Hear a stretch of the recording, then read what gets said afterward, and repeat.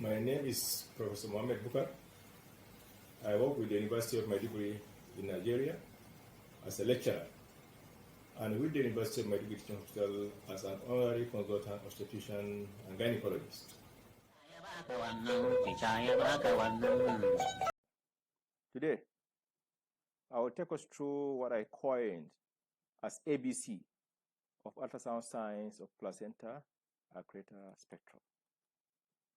After the introduction, we look at the risk factors, the pathogenesis, remind ourselves on ultrasound features of normal placenta, and zoom on the crux of this lecture, which is ultrasound science of placenta Accreta spectrum. We look at a few pitfalls in the diagnosis of placenta Accreta spectrum, and we round up with a few take-home messages. The learning objectives for this exercise are: 1, to know the ultrasound features of normal placenta; 2, to discern the ultrasound science of placenta Accreta spectrum; and 3, to be aware of some pitfalls associated with diagnosis of placenta Accreta spectrum. All images for this presentation were of patients managed in 2 hospitals in Maiduguri, the capital of Borno State.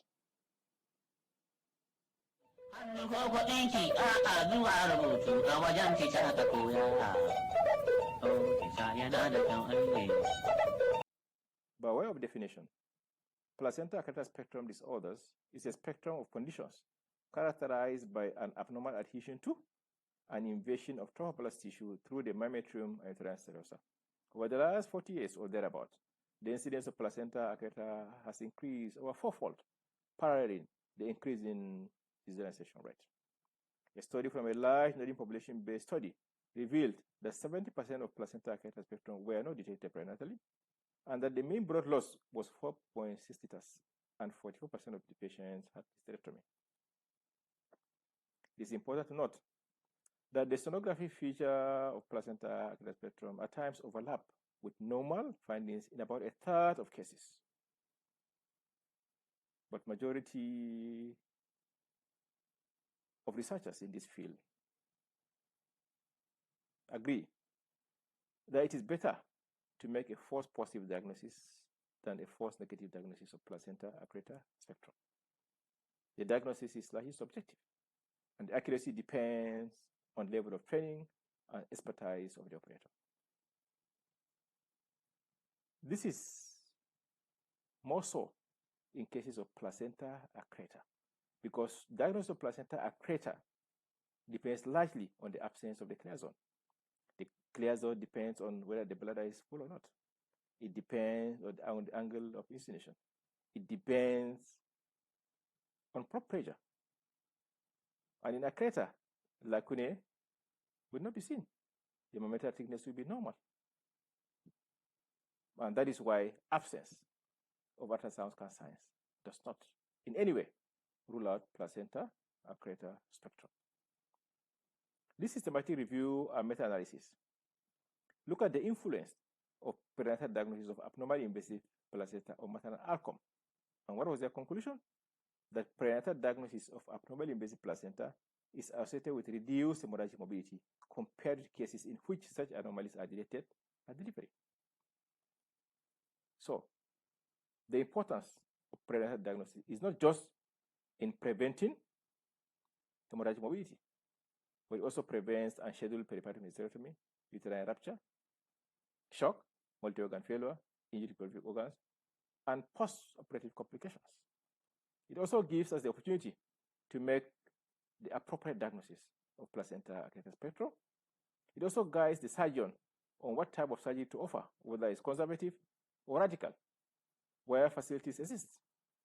We can liaise with the interventional radiologist for internal iliac artery balloon or internal artery embolization.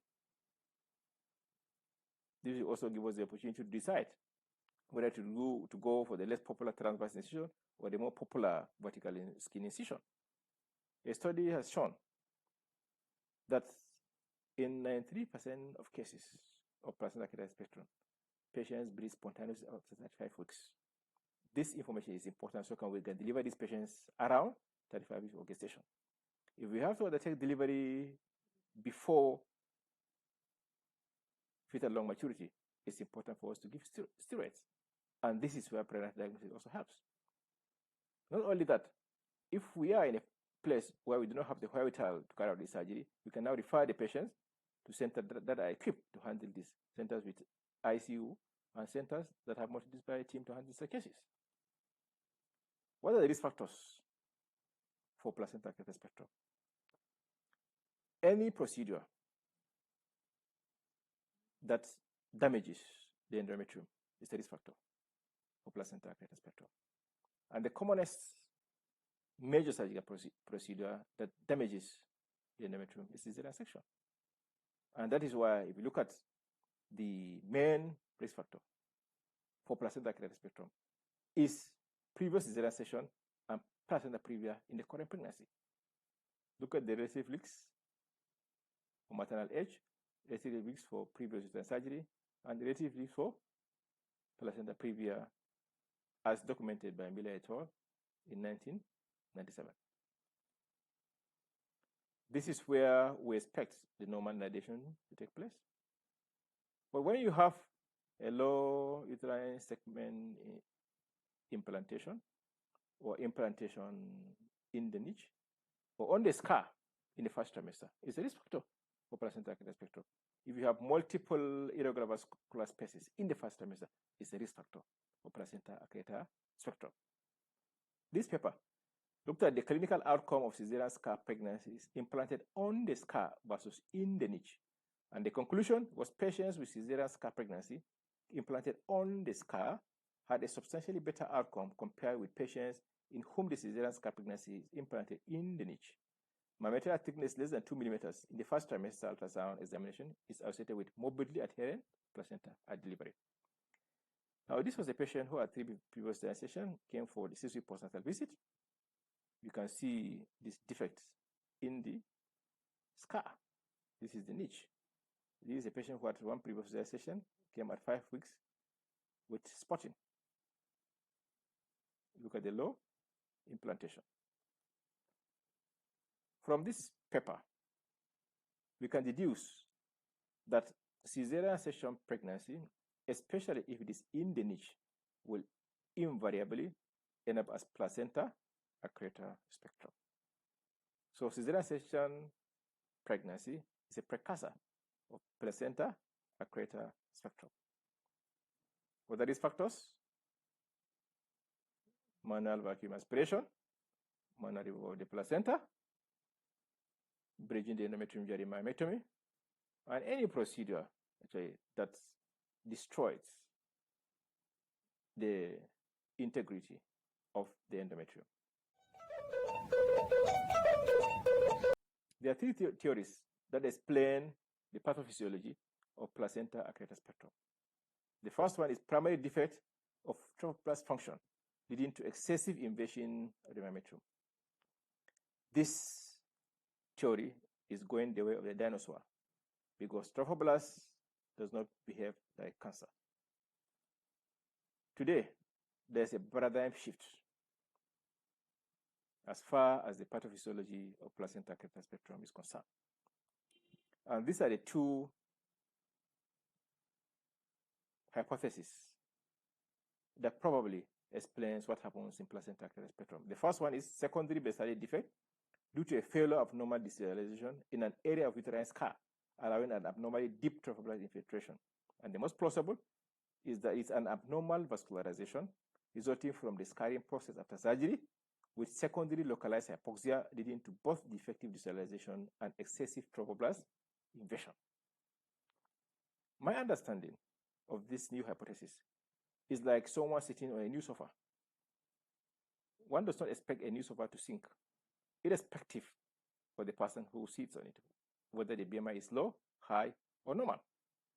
But when someone sits on a sofa and the sofa sinks, the problem is unlikely to be with the person and more likely to be with the sofa.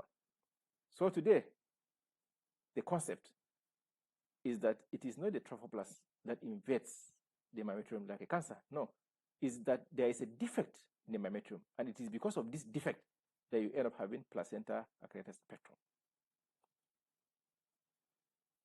Now, looking at these structural components of the placental barrier, we have the basal, the coronary plate here, the intervillous space, and the basal plate.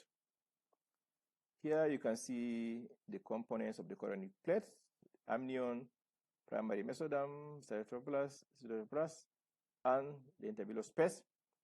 And here on the basal plate, you have the inner syncytiotrophoblasts, which is the Roy's fibroid stria, cytotrophoblasts, and the outer syncytiotrophoblasts, which is the Natterback layer, then the decidua. So if there is a defect in the uterus, there will be no Natterback layer, and there will be no decidua where there is a scar. And histopathological studies have shown that the scar tissue is not covered by decidua. We all know that scar tissue is sticky. So if the trophoblast implant of the scar, it will stick there and invade the underlying myometrium. On ultrasound scan, this Natterback layer and the decidua is what we see as the retroplacental clear zone. So if there is defect here, there will be no clear zone. So the blastocyst will implant directly on the myometrium, and we end up with placenta accreta spectrum. Now, this is the chorionic plate. This is the basal plate. This is the placenta. This is the myometrium. And this is the clear zone, the retroplacental hypoechoic area. So this is the same patient who had 3 previous cesarean section. Look at the uterine defect here, the niche. Look at adhesions around the bladder. So this triangular area is called the niche. So if the blastocyst implants in the niche, and we know that scar tissue is sticky, the blastocyst will adhere to the myometrium here and grow into the myometrium and probably up to the bladder and end with the placenta accreta spectrum. And even outside pregnancy, look at the residual myometrial thickness. The new pathophysiology of placenta accreta spectrum. I created deficient myometrium here by applying pore pressure. So you can see the myometrium is deficient here, iatrogenically, of course. But when you come towards this end, you realize that there is normal myometrium. So what happens is that if you have normal myometrium, this is what happens. The spiral arteries travels a long course and supply the cotyledons the same way where you have normal myometrium. So these spiral arteries are transformed from the high velocity vessels to low resistance vessels by the extravillous trophoblast. What happens when you have deficient myometrium is that the course is short. So there is no opportunity for these vessels to be transformed from the high resistance to low resistance. So there's failure of remodeling. So the resistance is high. This way, there is destruction of the cotyledons and interlobar septae. And this destruction manifests as lacunae of different shapes and sizes. And of course, these lacunae usually have feeder vessels, and the feeder vessels are usually of high resistance in the initial phase.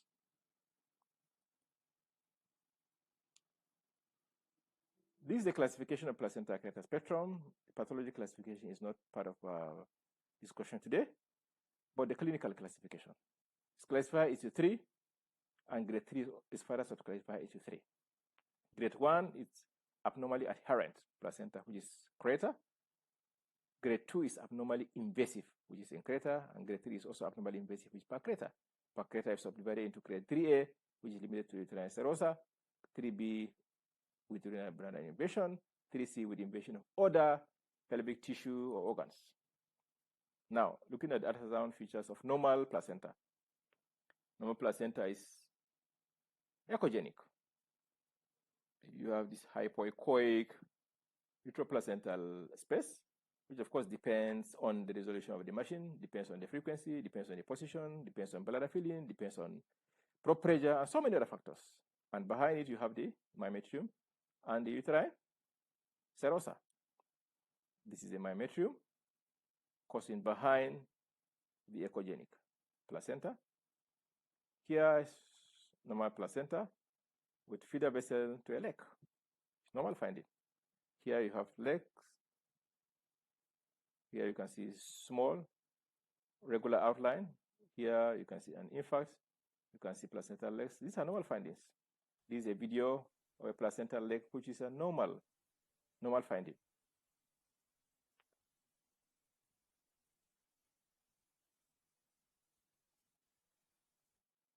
Again, this is determining the velocity of the flow of the feeder vessel. It is said that the velocity should not be more than 10 centimeters per second according to Fetal Medicine Foundation. Here you can see it's less than, it's about 10 centimeters per second, which is normal. This is the blood flow to the placenta on 3D. This is the blood flow to the retroplacental space on 3D. This table looks at the rest of placenta Accreta spectrum disorders, placenta previa, and is determined by number of previous cesarean sections from Silva et al. Now, this is not where my interest is. My interest is on these two columns, looking at the number of previous cesarean sections and rate of pass disorders if placenta previa. If a patient has not had any previous cesarean section, there is still risk of pass if it's placenta previa of 3%. With one previous cesarean section, you can see the risk. With two previous cesarean sections, by the time you have 3 or more, you can see the risk of pass is in excess of 60%. So the more the number of cesarean sections, the higher the risk of placenta Accreta spectrum.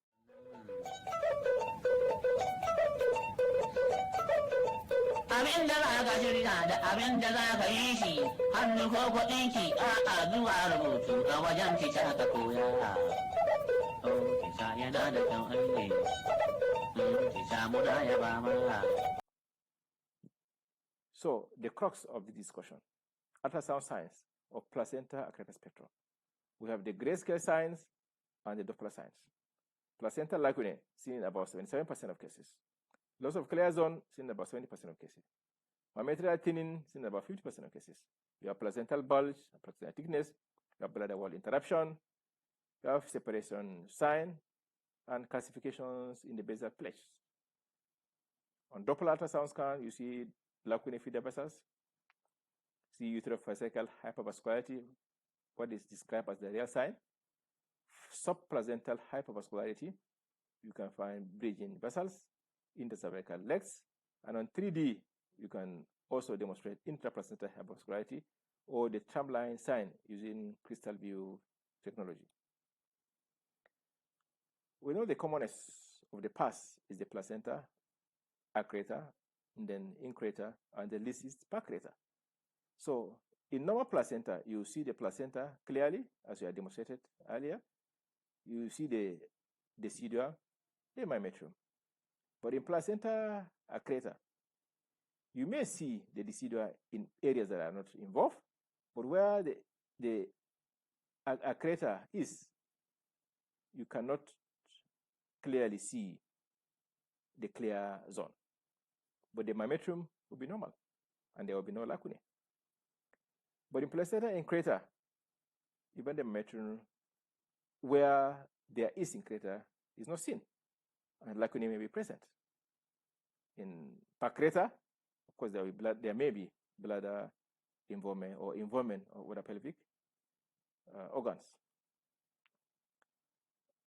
This table summarizes estimates of sensitivity and specificity of different ultrasound and MRI signs for detection of placenta Accreta spectrum. Today we are interested in the ultrasound, not the MRI sign. I'll look at the sensitivity and specificity. Lacunae, loss of hypoechoic space, abnormalities of uterus bladder interface. But look at colodoppler abnormalities, has the highest sensitivity but the lowest specificity. Great scale signs. The first, lacunae. What are lacunae? Lacunae are irregular hypoechoic spaces within the placenta containing vascular flow. As we said earlier, they are distorted cotyledons and interlobar septa. In legs, bladder filling and probe pressure will change their shape. Not so with lacunae. You can prognosticate whether there is high risk of morbidity or not based on the number of lacunae, based on the size of lacunae, based on the regularity of lacunae, and based on the turbulence of flow in the lacunae. Without halo, it's associated with worse prognosis than with halo. Now, this is just looking at difference between leg and lacunae. But leg and lacunae are actually the same thing, but it is described as lacunae in the setting of placenta accreta spectrum. In normal placenta, it is described as leg. So here you can see leg has regular margins, is small, although this will not consider small. They are fewer, as you can see here. Feeder vessels are uncommonly thin, and they usually have low velocity. But lacunae have irregular margins. You can see this irregular margins. They are larger, numerous, as you can see here. I counted 6, but they are more than 6. Feeder vessels commonly thin, and the velocity is usually greater than 10 centimeters per second with turbulence, according to Fetal Medicine Foundation. Typically, the placenta of pus is described as moth-eaten placenta. This is the chorionic plate. This is the placenta. This is a clear zone, clearly seen here, but you can see that you cannot see it beyond here because so many factors affect the clear zone. This is a patient who had one previous cesarean section. Look at the myometrium, the placenta, and look at the hypoechoic area behind the placenta, and even the hypoechoic area behind the subcentriate lap here. You can see some infarcts.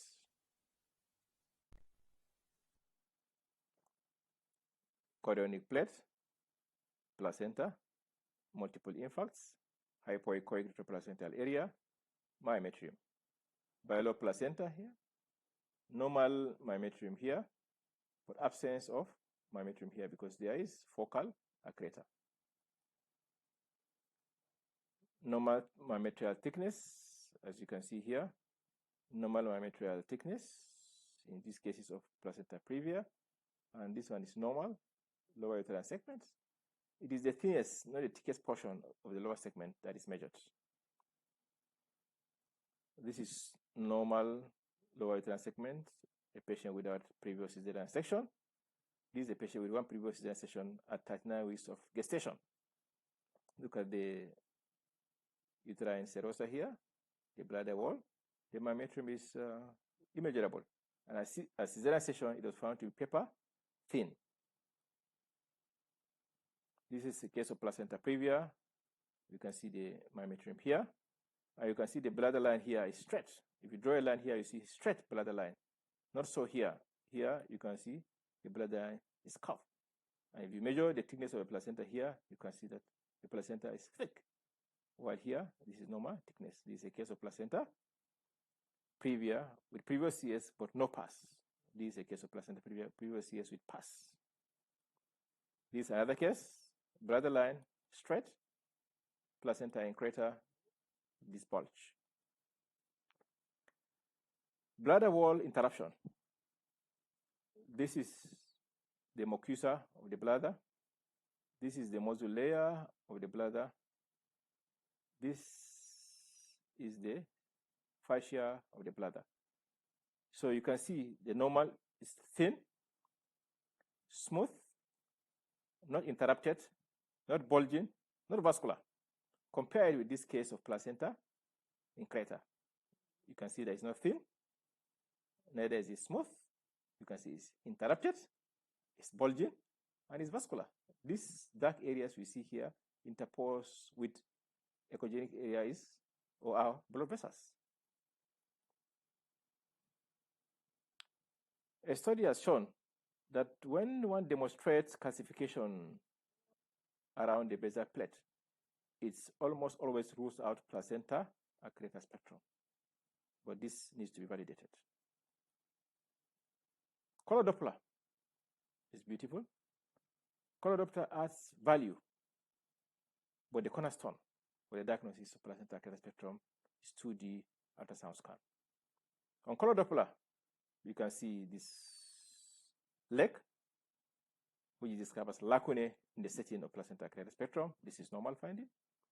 You can see the velocity less than 10 centimeters per second, which is normal. Here you can see this chaotic vasculature. Look at the aquate artery, radial, and the radial now feeding the lacunae, not the spiral, as in the normal case. Uterovesical hypervascularity. This is normal, but here you can see increased vascularity. Increased vascularity. So uterovesical hypervascularity. Here you can see normal vascularity, subplacental vascularity. Here you can see subplacental hypervascularity. This is the video of the same case, subplacental hypervascularity, and this is the hypervascularity seen as cesarean section. Immediately after delivery of the placenta, these vessels disappeared.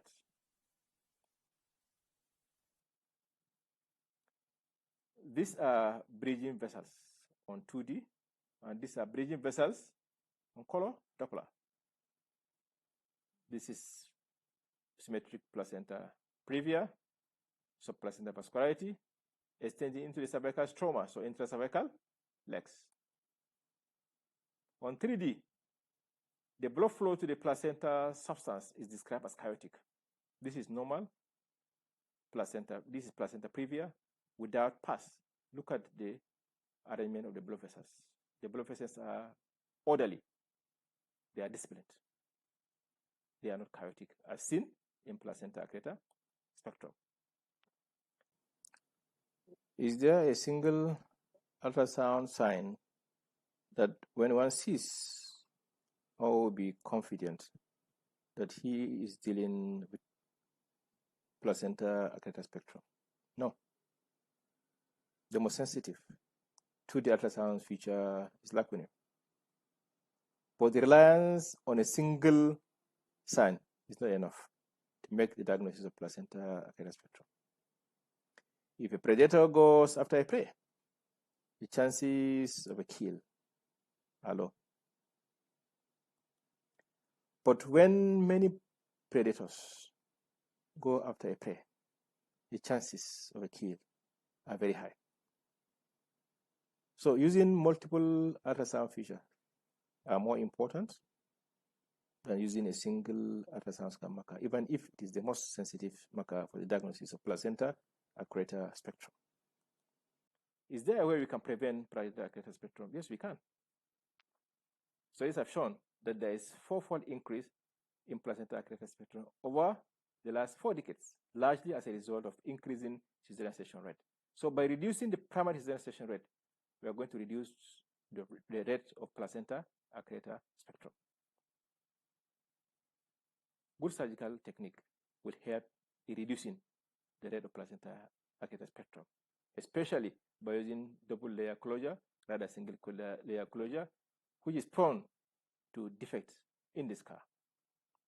Let's respect the endometrium by avoiding overzealous curettage. As much as possible, if it's feasible, let's avoid breaching the endometrium during myectomy. When patients present with postpartum endometritis, they should be treated appropriately. It's important to make the diagnosis of cesarean scar pregnancy so that we can prevent the occurrence of placenta accreta spectrum.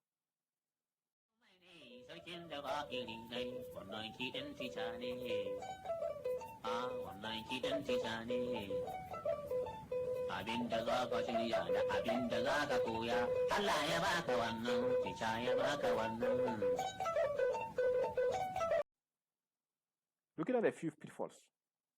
Same patient. This is the vagina, external os, cervical canal, internal os, placenta, symmetric, placenta previa. You can see the myometrium here, but somewhere here, no myometrium is seen. The same patient, you see the myometrium all through here, up to here, you see the myometrium. So, this is because of prop pressure. I applied so much pressure here, which obliterated the clear zone and part of the myometrium.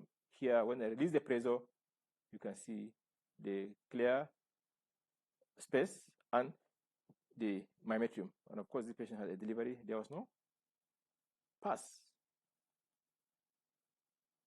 Here is placenta, myometrium. You can see that there is obliteration of the clear zone. Why? Because I applied pressure. When I release the pressure, the clear zone will become obvious. Let's look at the video. So I've applied pressure. I'm now releasing the pressure. So you can now see the intraplacental space clearly. When I apply pressure, the space will be obliterated, as you can see. So be careful with proper pressure. This is a patient, a diabetic, normally sighted placenta, but you can see these legs of different shapes, sizes, irregular, looking more like lacunae. So is this a leg or a lacunae? Well, in the setting of a normal placenta, this is actually a leg. But the patient, the baby ended up with imperfect hymen and polydactyly. So whether there's a relationship between the appearance of the placenta and what was found, I don't know. This is another case, normal placenta, but you can see multiple legs. Again, here you can see this description is more of a lacunae, but this is a normal placenta because you can see this is large, it's irregular, it has feeder vessel. This typically fits the description of lacunae, but this is actually a leg. Now, this is a patient with a normally sighted placenta, but you can see intracervical legs. Of course, the velocity, as you can see, is low. Breathing vessels are not features of placenta accreta spectrum. This is a case of placenta previa. You look at the blood vessel here. Look at the serosa of the uterus. This is the bladder wall. On color Doppler, you can see bridging vessels. And at cesarean section, these are the vessels that are seen here. So bridging vessels are not features of placenta accreta spectrum. Subplacental hypervascularity should not be confused with intracervical legs. Here you can see a case of placenta previa with subplacental hypervascularity on grayscale. The same case with high definition color flow. You can see anterior cervix, posterior cervix, cervical mucosa, and the subplacental hypervascularity. Again, these are two cases. Normal placenta, velocity flow here is less than 10 centimeters per second, but here is over 20 centimeters per second. Both are normal placenta, not placenta accreta spectrum. Here you have blood flow flowing like a fountain. This is not lacunae. This is normal placental blood flow. So our take-home message is that the main risk factors for placenta accreta spectrum are prior cesarean section, placenta previa, and anterior placenta. Cesarean section scar is a precursor of placenta accreta spectrum. When you want to do ultrasound scan to rule out lower segment implantation in the niche or on the scar, you do that at 5 to 7 week gestation, because if you do that later than that, the pregnancy will grow and it's difficult to make out whether it is cesarean section pregnancy or not. It is important to screen women who are at risk during anomaly scan for placenta accreta spectrum. Prenatal diagnosis of PASS significantly reduces morbidity and mortality, but especially in cases of placenta accreta, we need high index of suspicion to make that diagnosis. But let's remember that absence of ultrasound signs does not rule out placenta accreta spectrum. And always remember pitfalls. Thank you very much for listening.